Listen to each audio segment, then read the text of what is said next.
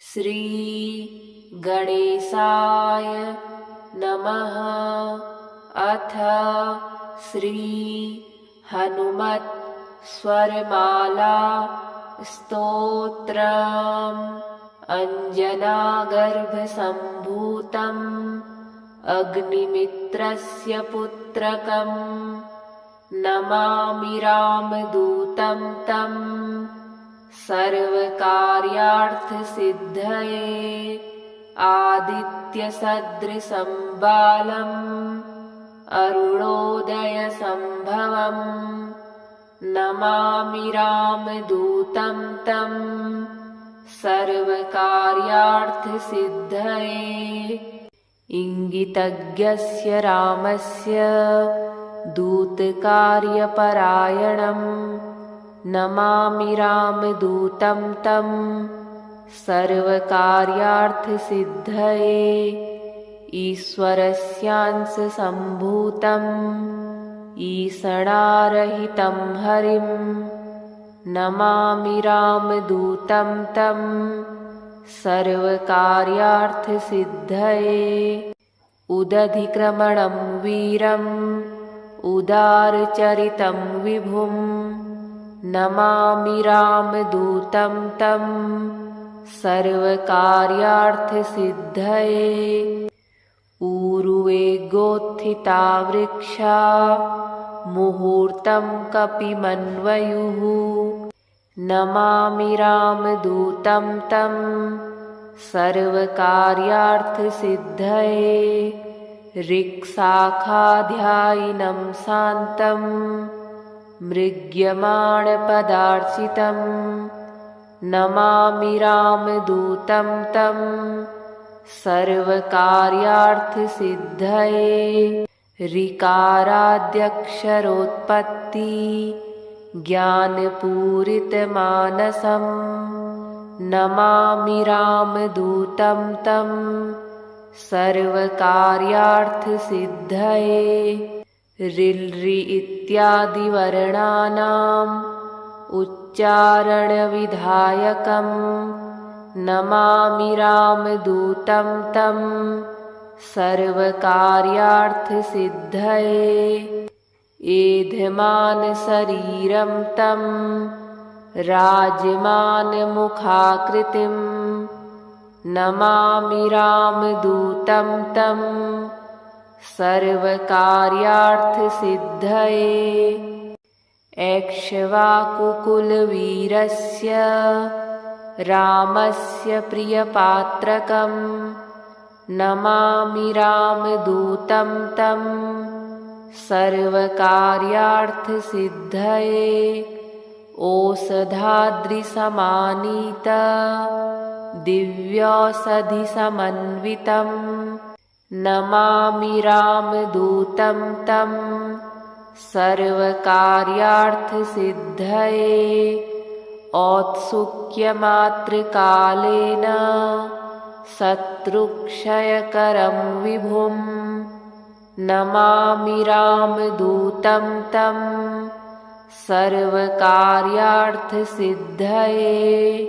अंजनागर्भसम्भूतम् अग्निमित्रस्य पुत्रकम् नमामि रामदूतं तम् सर्वकार्यार्थसिद्धये। आदित्यसदृशं बालम् अरुणोदयसम्भवम् नमामि रामदूतं तम् सर्वकार्यार्थसिद्धये। इंगितज्ञस्य रामस्य दूतकार्यपरायणम् नमामि रामदूतं तम् सर्वकार्यार्थसिद्धये। ईश्वरस्यांशसम्भूतम् ईषणारहितं हरिं नमामि रामदूतं तम् सर्वकार्यार्थसिद्धये। उदधिक्रमणं वीरम् उदारचरितं विभुम् नमामि रामदूतं तम् सर्वकार्यार्थसिद्धये ऊर्वे गोत्थिता वृक्षा मुहूर्तं कपिमन्वयुः नमामि रामदूतं तं सर्वकार्यार्थसिद्धये ऋक्शाखाध्यायिनं शान्तं मृग्यमाणपदार्चितं नमामि रामदूतं तं सर्वकार्यार्थसिद्धये ऋकाराद्यक्षरोत्पत्ति ज्ञानपूरितमानसं नमामि रामदूतं तं सर्वकार्यार्थसिद्धये ऋल् इत्यादिवर्णानाम् उच्चारणविधायकं नमामि रामदूतं तं सर्वकार्यार्थसिद्धये एधमानशरीरं तं राजमानमुखाकृतिं नमामि रामदूतं तं सर्वकार्यार्थसिद्धये ऐक्ष्वाकुकुलवीरस्य रामस्य प्रियपात्रकं नमामि रामदूतं तं सर्वकार्यार्थसिद्धये ओषधाद्रिसमानीत दिव्यौषधिसमन्वितं नमामि रामदूतं तं सर्वकार्यार्थसिद्धये औत्सुक्यमात्रकालेन शत्रुक्षयकरं विभुं नमामि रामदूतं तं सर्वकार्यार्थसिद्धये अञ्जनागर्भसम्भूतम् अग्निमित्रस्य पुत्रकं नमामि रामदूतं तं सर्वकार्यार्थसिद्धये आदित्यसदृशं बालम् अरुणोदयसम्भवं नमामि रामदूतं तं सर्वकार्यार्थसिद्धये इंगितज्ञस्य रामस्य दूतकार्यपरायणं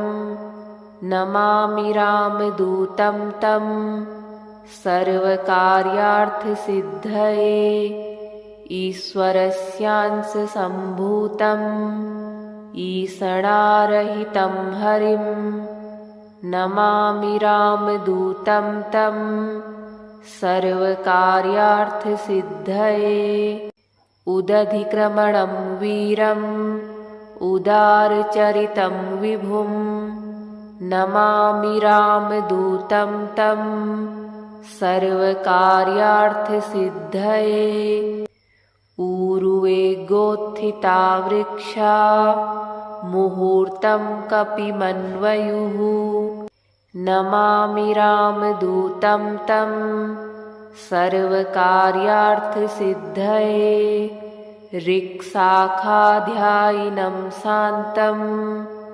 मृग्यमाणपदार्चितं नमामि रामदूतं तं सर्वकार्यार्थसिद्धये ऋकाराद्यक्षरोत्पत्ति ज्ञानपूरितमानसं नमामि रामदूतं तं सर्वकार्यार्थसिद्धये ऋल् इत्यादिवर्णानाम् उच्चारणविधायकं नमामि रामदूतं तं सर्वकार्यार्थसिद्धये एधमानशरीरं तं राजमानमुखाकृतिं नमामि रामदूतं तं सर्वकार्यार्थसिद्धये ऐक्ष्वाकुकुलवीरस्य रामस्य प्रियपात्रकं नमामि रामदूतं तं सर्वकार्यार्थसिद्धये ओषधाद्रिसमानीत दिव्यौषधिसमन्वितं नमामि रामदूतं तं सर्वकार्यार्थसिद्धये औत्सुक्यमात्रकालेन शत्रुक्षयकरं विभुं नमामि रामदूतं तं सर्वकार्यार्थसिद्धये अञ्जनागर्भसम्भूतम् अग्निमित्रस्य पुत्रकं नमामि रामदूतं तं सर्वकार्यार्थसिद्धये आदित्यसदृशं बालम् अरुणोदयसम्भवं नमामि रामदूतं तं सर्वकार्यार्थसिद्धये इङ्गितज्ञस्य रामस्य दूतकार्यपरायणं नमामि रामदूतं तं सर्वकार्यार्थसिद्धये ईश्वरस्यांशसम्भूतम् ईषणारहितं हरिं नमामि रामदूतं तं सर्वकार्यार्थसिद्धये उदधिक्रमणं वीरम् उदारचरितं विभुं नमामि रामदूतं तं सर्वकार्यार्थसिद्धये ऊर्वेगोत्थिता वृक्षा मुहूर्तं कपिमन्वयुः नमामि रामदूतं तं सर्वकार्यार्थसिद्धये ऋक्शाखाध्यायिनं शान्तं मृग्यमाणपदार्चितं नमामि रामदूतं तं सर्वकार्यार्थसिद्धये ऋकाराद्यक्षरोत्पत्ति ज्ञानपूरितमानसं नमामि रामदूतं तं सर्वकार्यार्थसिद्धये ऋल् इत्यादिवर्णानाम् उच्चारणविधायकं नमामि रामदूतं तं सर्वकार्यार्थसिद्धये एधमानशरीरं तं राजमानमुखाकृतिं नमामि रामदूतं तं सर्वकार्यार्थसिद्धये ऐक्ष्वाकुकुलवीरस्य रामस्य प्रियपात्रकं नमामि रामदूतं तं सर्वकार्यार्थसिद्धये ओषधाद्रिसमानीत दिव्यौषधिसमन्वितं नमामि रामदूतं तं सर्वकार्यार्थसिद्धये औत्सुक्यमात्रकालेन शत्रुक्षयकरं विभुं नमामि रामदूतं तं सर्वकार्यार्थसिद्धये अञ्जनागर्भसम्भूतम् अग्निमित्रस्य पुत्रकं नमामि रामदूतं तं सर्वकार्यार्थसिद्धये आदित्यसदृशं बालम् अरुणोदयसम्भवं नमामि रामदूतं तं सर्वकार्यार्थसिद्धये इङ्गितज्ञस्य रामस्य दूतकार्यपरायणं नमामि रामदूतं तं सर्वकार्यार्थसिद्धये ईश्वरस्यांश सम्भूतम् ईशणारहितं हरिं नमामि रामदूतं तं सर्वकार्यार्थसिद्धये उदधिक्रमणं वीरम् उदारचरितं विभुं नमामि रामदूतं तं सर्वकार्यार्थसिद्धये ऊर्वे गोत्थिता वृक्षा मुहूर्तं कपिमन्वयुः नमामि रामदूतं तं सर्वकार्यार्थसिद्धये ऋक्शाखाध्यायिनं शान्तं मृग्यमाणपदार्चितं नमामि रामदूतं तं सर्वकार्यार्थसिद्धये ऋकाराद्यक्षरोत्पत्ति ज्ञानपूरितमानसं नमामि रामदूतं तं सर्वकार्यार्थसिद्धये ऋल् इत्यादिवर्णानाम् उच्चारणविधायकं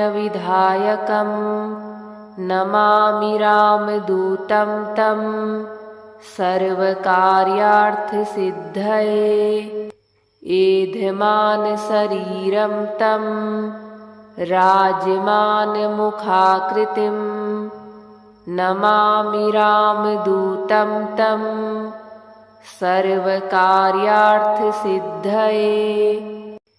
ऐक्ष्वाकुकुलवीरस्य रामस्य प्रियपात्रकं नमामि रामदूतं तं सर्वकार्यार्थसिद्धये ओषधाद्रिसमानीत दिव्यौषधिसमन्वितं नमामि रामदूतं तं सर्वकार्यार्थसिद्धये औत्सुक्यमात्रकालेन शत्रुक्षयकरं विभुं नमामि रामदूतं तं सर्वकार्यार्थसिद्धये अञ्जनागर्भसम्भूतम् अग्निमित्रस्य पुत्रकं नमामि रामदूतं तं सर्वकार्यार्थसिद्धये आदित्यसदृशं बालम् अरुणोदयसम्भवम् नमामि रामदूतं तं सर्वकार्यार्थसिद्धये इङ्गितज्ञस्य रामस्य दूतकार्यपरायणं नमामि रामदूतं तं सर्वकार्यार्थसिद्धये ईश्वरस्यांशसम्भूतम् ईशणारहितं हरिं नमामि रामदूतं तं सर्वकार्यार्थसिद्धये उदधिक्रमणं वीरम् उदारचरितं विभुं नमामि रामदूतं तं सर्वकार्यार्थसिद्धये ऊर्वे गोत्थिता वृक्षा मुहूर्तं कपिमन्वयुः नमामि रामदूतं तं सर्वकार्यार्थसिद्धये ऋक्शाखाध्यायिनं शान्तं मृग्यमाणपदार्चितं नमामि रामदूतं तं सर्वकार्यार्थसिद्धये ऋकाराद्यक्षरोत्पत्ति ज्ञानपूरितमानसं नमामि रामदूतं तं सर्वकार्यार्थसिद्धये ऋल् इत्यादिवर्णानाम् उच्चारणविधायकं नमामि रामदूतं तं सर्वकार्यार्थसिद्धये एधमानशरीरं तं राजमानमुखाकृतिं नमामि रामदूतं तं सर्वकार्यार्थसिद्धये एक्ष्वाकुकुलवीरस्य रामस्य प्रियपात्रकं नमामि रामदूतं तं सर्वकार्यार्थसिद्धये ओषधाद्रिसमानीत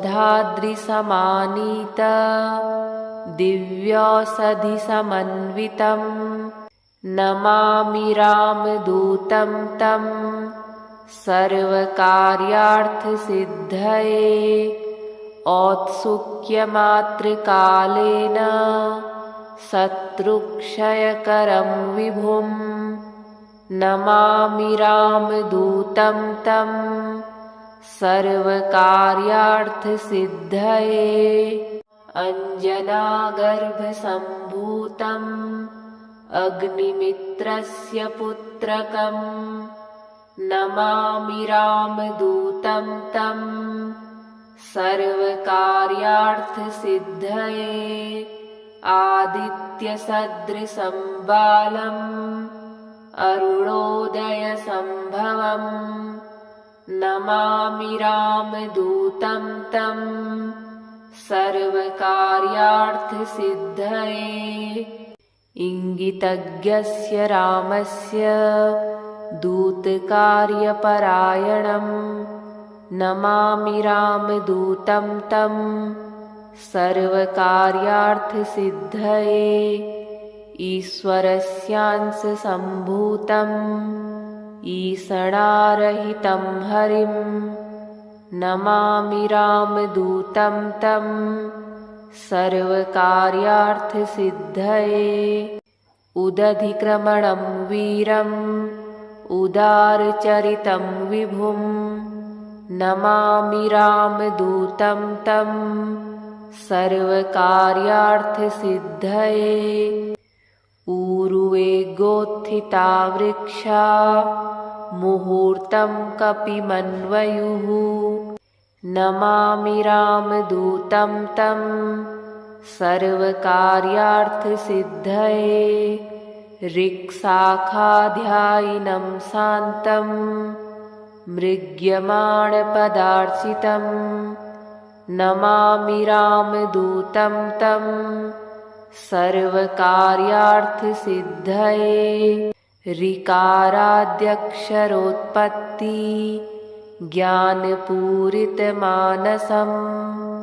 नमामि रामदूतं तं सर्वकार्यार्थसिद्धये ऋल् इत्यादिवर्णानाम् उच्चारणविधायकं नमामि रामदूतं तं सर्वकार्यार्थसिद्धये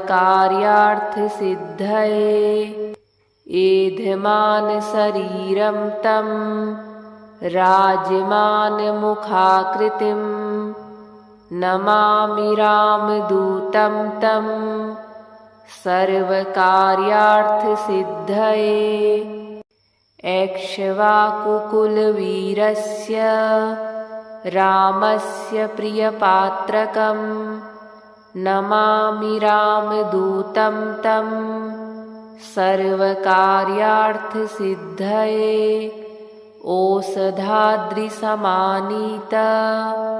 दिव्यौषधिसमन्वितं नमामि रामदूतं तं सर्वकार्यार्थसिद्धये औत्सुक्यमात्रकालेन शत्रुक्षयकरं विभुं नमामि रामदूतं तं सर्वकार्यार्थसिद्धये अञ्जनागर्भसम्भूतम् अग्निमित्रस्य पुत्रकं नमामि रामदूतं तं सर्वकार्यार्थसिद्धये आदित्यसदृशं बालम् अरुणोदयसम्भवम् नमामि रामदूतं तं सर्वकार्यार्थसिद्धये। इङ्गितज्ञस्य रामस्य दूतकार्यपरायणं नमामि रामदूतं तं सर्वकार्यार्थसिद्धये। ईश्वरस्यांशसम्भूतम् ईषणारहितं हरिं नमामि रामदूतं तं सर्वकार्यार्थसिद्धये। उदधिक्रमणं वीरम् उदारचरितं विभुं नमामि रामदूतं तं सर्वकार्यार्थसिद्धये। ऊर्वेगोत्थिता वृक्षा मुहूर्तं कपिमन्वयुः नमामि रामदूतं तं सर्वकार्यार्थसिद्धये। ऋक्शाखाध्यायिनं शान्तं मृग्यमाणपदार्चितं नमामि रामदूतं तं सर्वकार्यार्थसिद्धये। ऋकाराद्यक्षरोत्पत्ति ज्ञानपूरितमानसं नमामि रामदूतं तं सर्वकार्यार्थसिद्धये। ऋल् इत्यादिवर्णानाम् उच्चारणविधायकं नमामि रामदूतं तं सर्वकार्यार्थसिद्धये। एधमानशरीरं तं राजमानमुखाकृतिं नमामि रामदूतं तं सर्वकार्यार्थसिद्धये। एक्ष्वाकुकुलवीरस्य रामस्य प्रियपात्रकं नमामि रामदूतं तं सर्वकार्यार्थसिद्धये। ओषधाद्रिसमानीत दिव्यौषधिसमन्वितं नमामि रामदूतं तं सर्वकार्यार्थसिद्धये। औत्सुक्यमात्रकालेन शत्रुक्षयकरं विभुं नमामि रामदूतं तं सर्वकार्यार्थसिद्धये। अञ्जनागर्भसम्भूतम् अग्निमित्रस्य पुत्रकं नमामि रामदूतं तं सर्वकार्यार्थसिद्धये। आदित्यसदृशं बालम् अरुणोदयसम्भवम् नमामि रामदूतं तं सर्वकार्यार्थसिद्धये। इङ्गितज्ञस्य रामस्य दूतकार्यपरायणं नमामि रामदूतं तं सर्वकार्यार्थसिद्धये। ईश्वरस्यांशसम्भूतम् ईषणारहितं हरिं नमामि रामदूतं तं सर्वकार्यार्थसिद्धये। उदधिक्रमणं वीरम् उदारचरितं विभुं नमामि रामदूतं तं सर्वकार्यार्थसिद्धये। ऊर्वेगोत्थिता वृक्षा मुहूर्तं कपिमन्वयुः नमामि रामदूतं तं सर्वकार्यार्थसिद्धये। ऋक्शाखाध्यायिनं शान्तं मृग्यमाणपदार्चितं नमामि रामदूतं तं सर्वकार्यार्थसिद्धये ऋकाराद्यक्षरोत्पत्ति ज्ञानपूरितमानसं नमामि रामदूतं तं सर्वकार्यार्थसिद्धये ऋल् इत्यादिवर्णानाम् उच्चारणविधायकं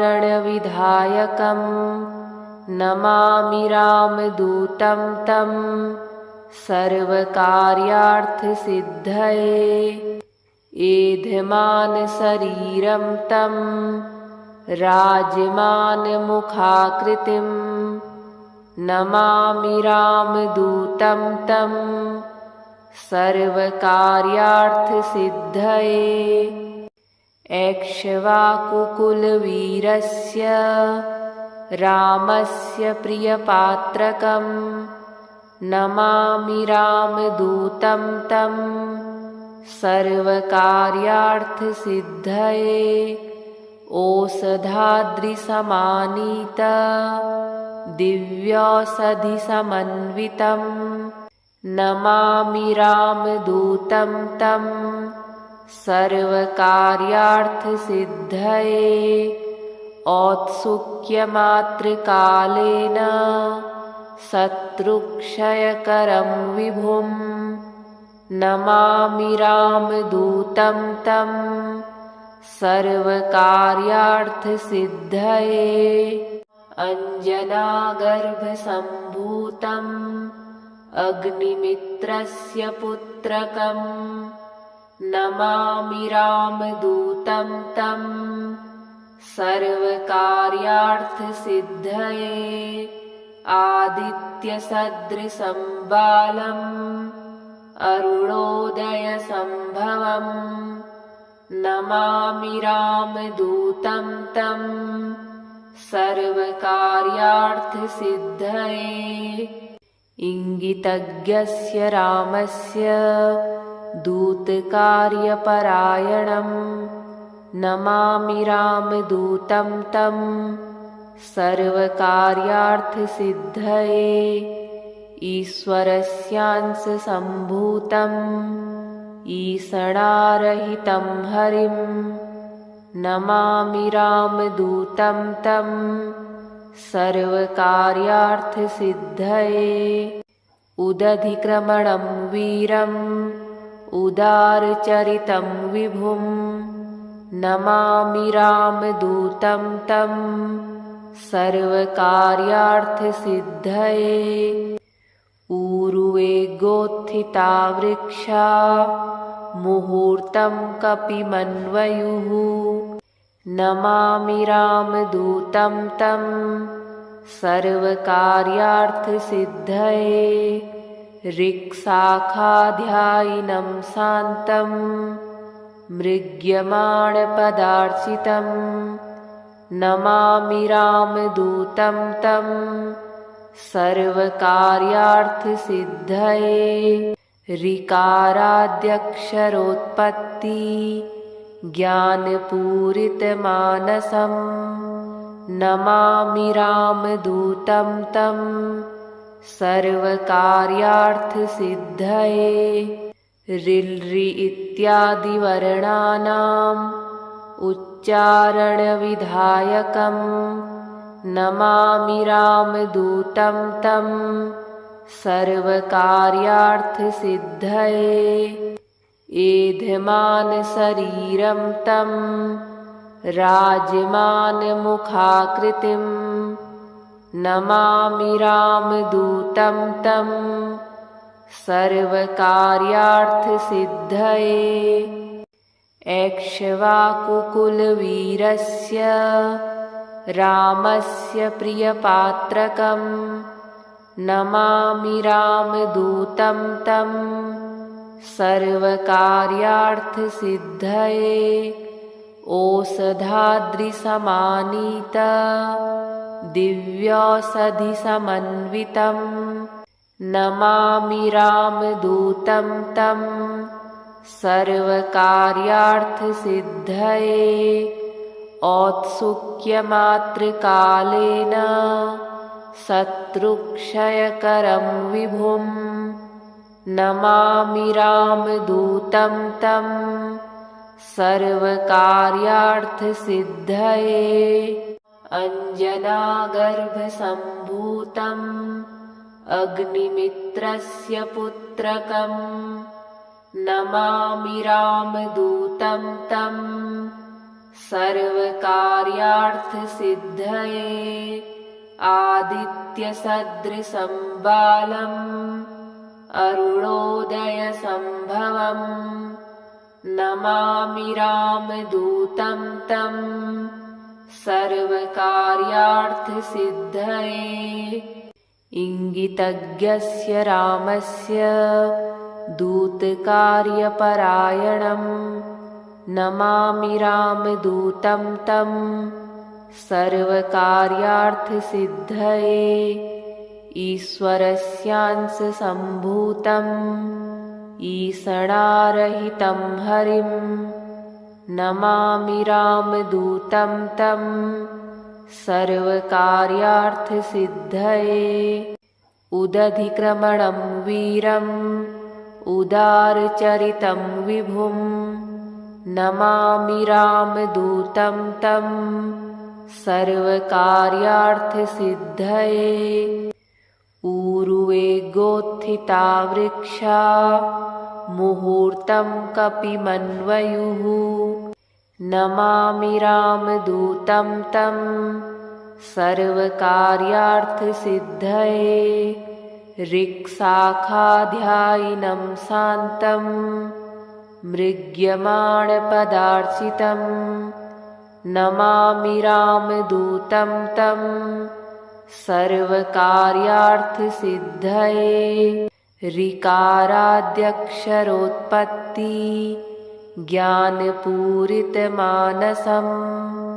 नमामि रामदूतं तं सर्वकार्यार्थसिद्धये ऋल् इत्यादिवर्णानाम् उच्चारणविधायकं